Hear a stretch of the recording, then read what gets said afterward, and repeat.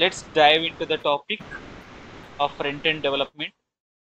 So మెయిన్గా మనం కొన్ని వెబ్సైట్స్ చూస్తూ ఉంటాం, టైప్స్ ఆఫ్ డివైజెస్ వాడుతూ ఉంటాం కరెంట్ లైఫ్లో. సో ప్రతి ఒక్కటి కూడా so make life easier. So ఏ డివైజెస్ వాడినా కూడా మొబైల్ వాడుతున్నాము, so make our life very easier.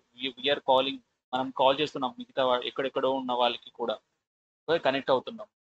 ఇలా వెబ్సైట్ నుంచి కూడా ఒక ల్యాప్టాప్ని కొన్న వాళ్ళు ఒక బ్రౌజర్స్ ఉంటాయి ఇక్కడ చూడండి. ఇది ఒక బ్రౌజర్. ఓకే, సో మనకు డిఫరెంట్ టైప్ ఆఫ్ బ్రౌజర్స్ అనేవి ఉంటాయి అనమాట. ఇది ఎడ్జ్ అనుకుంటే, సో క్రోమ్ అనే బ్రౌజర్ కూడా ఉంటుంది సపరేట్గా. సో ఇలాంటి బ్రౌజర్కి ఇంజిన్స్కి సపరేట్గా కొన్ని టెక్నాలజీస్ కావాల్సి ఉంటుంది. ఇప్పుడు లో లెవెల్, హై లెవెల్ అని అంటూ ఉంటాం. సో లో level language, high level language, ఇవన్నీ కూడా ఏంటి అంటే మిషన్ అండర్స్టాండింగ్ లాంగ్వేజ్. ఇలా మనం చూసుకుంటూ వెళ్తే దాని మిషన్కి మనం అండర్స్టాండ్ చేసుకునే లాంగ్వేజ్ని మాత్రమే యూజ్ చేయాలి. సో మనం ఎవరితోనైనా కమ్యూనికేట్ అయ్యేటప్పుడు మనం డిఫరెంట్ టైప్ ఆఫ్ లాంగ్వేజెస్ని యూజ్ చేసుకుంటాం. సో అలాగే ఈ వెబ్సైట్ని అండర్స్టాండ్ చేసుకునే లాంగ్వేజెస్ని మనం ఒక వెబ్సైట్ని క్రియేట్ చేసుకొని మనం లాంగ్వేజెస్ సహాయంతో దీన్ని మనం ఒక ఇంటర్నెట్లో ఉంచామనుకోండి. సో ఎలా వర్క్ అవుతుంది ఈ వెబ్సైట్ అనేది? How does internet works? HTTP చూడండి, హెచ్టిటిపిఎస్ అని ఉంది కదా. అండ్ హోస్టింగ్ అంటే ఏంటి, డిఎన్ఎస్ అంటే ఏంటి, ఎలా వర్క్ అవుతుంది, బ్రౌజర్ ఎలా వర్క్ అవుతుంది, ఇవన్నీ కూడా మనం ఫస్ట్ టాపిక్లో తెలుసుకుంటాం. సో చూడండి, ఫస్ట్ ఇంటర్నెట్ కదా. నెక్స్ట్ ఏంటి? హెచ్టిఎంఎల్. హెచ్టిఎంఎల్ అనేది ఒక టెక్నాలజీ. ఈ టెక్నాలజీలో మనకు బేసిక్గా లర్న్ బేసిక్స్ క్లిక్ చేసిన వెంటనే ఈ మనకు కావాల్సినటువంటి కంటెంట్ అనేది వస్తుంది అనమాట. తర్వాత writing semantic HTML, forms validation, ఇవన్నీ కూడా చూడండి. ఇవన్నీ కూడా ఒక టాపిక్స్ అనమాట ఇందులో ఉన్నవి. మన కరికులం అనేది డిఫరెంట్ ఉంటుంది. సో ఇవి బేసిక్, కొంచెం ఎక్స్ట్రాగా కూడా కవర్ చేస్తాం. వాట్ ఈజ్ ఎస్సీఓ బేసిక్స్, ఇవి యాక్సెసిబిలిటీ ఫీచర్స్. సో ఇలా అరియా అని ఉంటుంది అనమాట. అసెసిబిలిటీ సమ్ స్టాండర్డ్స్ అన్ని ఫాలో అవుతారు మన బ్రౌజర్ని. సో ఎందుకంటే ఇప్పుడు నార్మల్గా మనం చాలా మంది కళ్ళు 6x6 ఉన్న వాళ్ళు, రిజల్యూషన్ అంటే కంటి యొక్క పాయింట్స్ అనమాట. 6 అంటే ఓవరాల్ మంచిగా ఉన్నట్లు, 6 కంటే తక్కువ ఉంటే లో విజన్, హై విజన్ అలా ఉంటుంది కదా. సో వాళ్ళకి సపరేట్గా యాక్సెసిబిలిటీ ఫీచర్స్ అనేవి సపరేట్ ఉంటుంది అనమాట. చూడండి ఒకసారి మీరు ఇందులో చూస్తే, సో వీళ్ళకి సపరేట్ అనమాట. W3C ఏం చేశారు అంటే, ఇది W3C అనేది మనకు హెచ్టిఎంఎల్ ఇచ్చిన కొంచెం ఒక వెబ్సైట్ అనమాట. సో ఫీచర్స్ అనేది ఏమున్నాయి అని చెప్పి. ఓకే, సో ఈ ఫీచర్స్ బట్టి మనం ఒక వెబ్సైట్ అనేది డిజైన్ చేసుకుంటాం. సో మనకు ఇక్కడున్న బేసిక్ టాపిక్స్లలో మనం నేర్చుకోవాల్సినవి కూడా చూద్దాం. వీటితో పాటుగా కొన్ని టాపిక్స్ అనేవి కవర్ చేద్దాం. ఓకే, సిఎస్ఎస్ చూడండి, learn basics, making layouts, responsive design. So మెయిన్గా రెస్పాన్సివ్ డిజైన్ అంటే ప్రతి ఒక్క డివైజెస్ కూడా మనకు రెస్పాన్సివ్గా కనిపించడానికి మనం యూజ్ చేస్తాం అనమాట. సో రెస్పాన్సివ్ అనేది. ఓకే, ఇప్పుడు ఒక వెబ్సైట్ చూసారనుకోండి, ప్రతి ఒక్క డివైజెస్కి అది నీట్గా కనిపిస్తుంది అనమాట. ఓకే, కరెక్ట్గా కంటెంట్ అనేది ఓవర్ఫ్లో అవ్వకోకుండా. సో ఇక్కడ చూడండి, ఒక బాక్స్ ఉంది, ఇది ఇన్సైడ్ టెక్స్ట్ ఉంది, కంటెంట్ ఏంటంటే చూడడానికి, తర్వాత చదవటానికి నీట్గా కనిపిస్తుంది. మనం ఏ కలర్స్ వాడాలి, ఏవి అనేవి అన్నీ కూడా సిఎస్ఎస్లో చూస్తాం అనమాట. చూడండి, హోవరింగ్ చేస్తూ ఉంటే మనకు డార్క్ కలర్ కనిపిస్తుంది. హోవరింగ్ చేస్తూ ఇది ఎలా మనం ఫీచర్స్ అనేవి చేస్తాము అంటే సిఎస్ఎస్ని. తర్వాత come to the Java script. ఇది ఫ్రంట్ ఎండ్ డెవలప్మెంట్ అనమాట. అంటే ఫస్ట్ ఎక్కడ నుంచి మనం నేర్చుకోవాలి?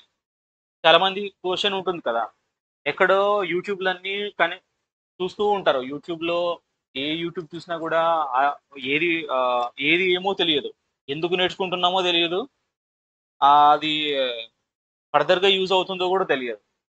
కాబట్టి ఫస్ట్ మనం ఎక్కడి నుంచి స్టార్ట్ చేయాలి అని క్వశ్చన్కు ఉన్న వాళ్ళకి ఇది ఒక బెస్ట్ వీడియో. ఇది ఒక 15 మినిట్స్ మీరు చూడగలిగితే కంప్లీట్గా అండర్స్టాండ్ చేసుకుంటారు. సో ఇవన్నీ కూడా ఇంటర్నెట్ ఫీచర్స్, తర్వాత హెచ్టిఎంఎల్, ఇందులో ఉన్న కంటెంట్స్ అన్నమాట. ఓకే. సో ఈ వెబ్సైట్ మీకు డిస్క్రిప్షన్లో ఇస్తాను. పైన ఉన్న website roadmap dot SC. మీకు ఫ్రంట్ ఎండే కాదు, ప్రతి ఒక్క టెక్నాలజీ రోడ్ మ్యాప్ ఎలా ఉంటుందని, ఎలా స్టార్ట్ చేయాలి ఏంటి అని చెప్పి. ఓకే. తర్వాత సిఎస్ఎస్ కిందకి వస్తే నెక్స్ట్ జావా స్క్రిప్ట్. ఈ జావా స్క్రిప్ట్ లో ఏంటి అంటే మనం ఏదైనా ఒక డైనమిక్ చేంజెస్ అన్నమాట. ఇప్పుడు డైనమిక్ చేంజెస్ అంటే ఏంటి? ఇప్పుడు నేను ఇది క్యాన్సిల్ ఉంది కదా, క్లిక్ చేసా, ఏమైంది? వెళ్ళిపోయింది. సో ఈ డైనమిక్ చేంజెస్ అన్నమాట ఇవన్నీ కూడా. అండర్స్టాండ్? సో అలాగే ఫెచ్ ఏపీఐ. ఏపీఐస్ అంటే అప్లికేషన్ ప్రోగ్రామింగ్ ఇంటర్ఫేస్. మనం దీన్ని ఎందుకు యూస్ చేసుకుంటున్నాం అంటే డేటాని మనం బ్రౌజర్లోకి తెచ్చుకోవడానికి. సో అవి కూడా ఏమేమి ఫీచర్స్ ఉన్నాయి విజేఎఫ్ స్క్రిప్ట్లో అని చూద్దాం. తర్వాత లర్న్ డామ్ మానిపులేషన్.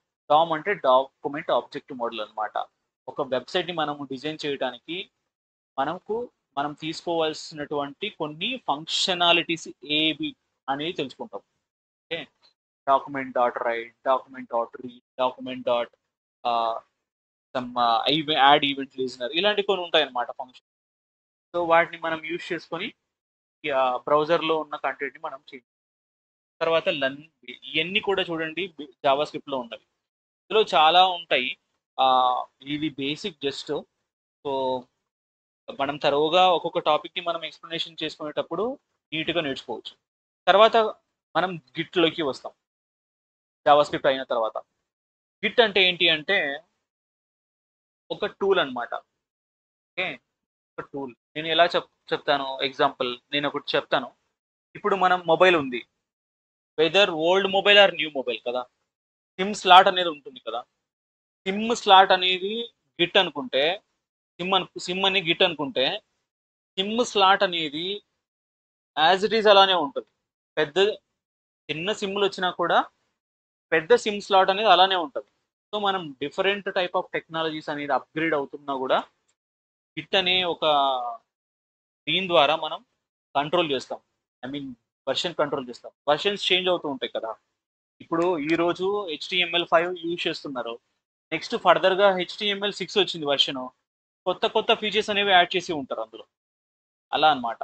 అప్పుడు మనం ఓల్డ్ వెబ్సైట్ని క్రియేట్ చేసి ఉంటాం, వర్షన్ స్లోగా ఉంటుంది. మళ్ళీ మనం ఆ, ఆ వర్షన్లోకి వెళ్ళి మనం రన్ చేయాలంటే కోడ్ ఏం చేయాలి? ఇప్పుడు మనం కొత్త కమాండ్ యూస్ చేస్తాము, ఆ కమాండ్ అనేది ఉండదు ఆ పాత వర్షన్లో. సో మనం పాత కమాండ్ ఎలా యూజ్ చేయాలి? Come to the Git. Git ద్వారా మనం వర్షన్ కంట్రోల్ చేసుకుంటాం అనమాట. చేసుకునేసి సో దాన్ని మనం గిట్ హబ్లో అనేది కోడ్ అనమాట. మనం మనం వెబ్సైట్ తయారు చేస్తాం కదా, HTML CSSతో ఒక వెబ్సైట్ తయారు చేయొచ్చు. సో అవి ఎలా ఉంటాయని కూడా చూద్దాం. ఓకే. అవి ఎలా ఉంటాయి చూద్దాం. ఒక ఒక చిన్న ఎగ్జాంపుల్ అంటే HTML CSS టెంప్లెట్స్.